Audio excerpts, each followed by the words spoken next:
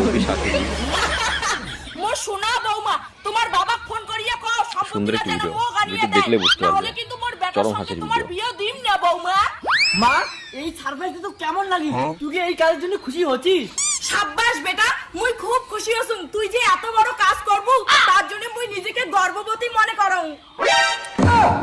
গর্ভবতী তোমার না আম্মা, গর্ভবতী তো মুই। হ্যাঁ হ্যাঁ বেশি কথা কর না, বেশি কথা কর চেংড়ি কিন্তু মুই পছন্দ করং না বৌমা।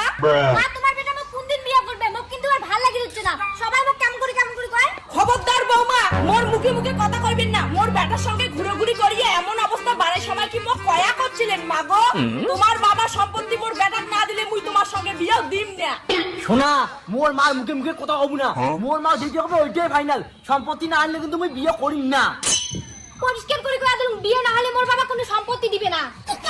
মা